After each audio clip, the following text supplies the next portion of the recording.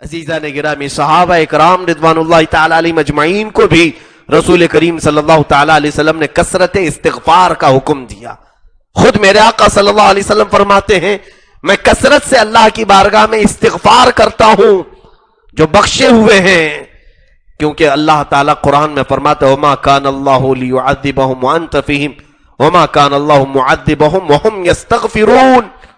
اللہ رب العزت کسی قوم کو اس وقت تک عذاب نہیں دیتا جب تک وہ استغفار کر رہے ہوتے ہیں، استغفار توبہ کر رہے ہوتے ہیں، اللہ انہیں عذاب نہیں دیتا.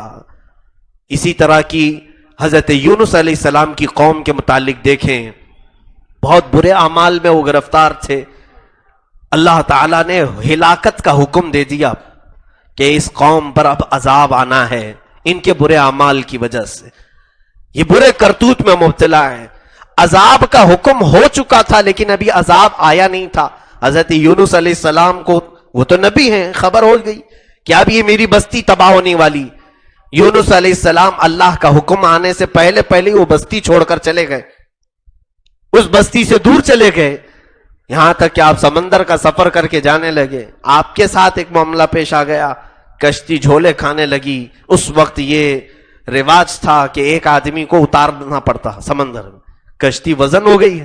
قرآن میں نام ڈالا جاتا تھا، قرآن اندازی ہوتی تھی، جس کا نام نکل جائے کشتی میں اسے سمندر میں ڈال دیا جائے. 3 بار قرآن اندازی کی کشتی والوں نے، یونس علیہ السلام کا نام نکلا، لوگوں نے اتفاق سے حضرت یونس علیہ السلام کو ہی اٹھا کر دریا میں ڈال دی. پھر آپ مچھلی کے پیٹ میں چلے گئے. یہ طویل واقعہ ہے، اس کو میں نے رمضان میں سنایا ہے. بتانا یہ ان کی قوم پر عذاب آنا تھا، ان کی قوم بہت بد عمل ہو چکی تھی. جیسے یونس علیہ السلام اس بستی سے نکل گئے تو ساری قوم کو خبر ہو گئی ابر آ چکا تھا. پہلے عذاب آنے سے پہلے آسمان پر ابر آ جاتا تھا، آسمان پورا کالا ہو جاتا تھا، پھر یا تو آگ برستی یا نوکیلے پتھر برستے، کچھ بھی ہو سکتا تھا. عذاب کے اثرات بھی دکھنے لگ گئے تو پوری قوم جمع ہو گئی ایک میدان میں، اور ان کو خبر بھی ہو گئی کہ اللہ کے نبی یونس علیہ السلام بھی جا چکے ہیں. تو اب وہ رونا دھونا شروع کیا اور بارگاہ الہی میں گڑ گڑانے لگے اور سچے دل سے توبہ کرنے لگے.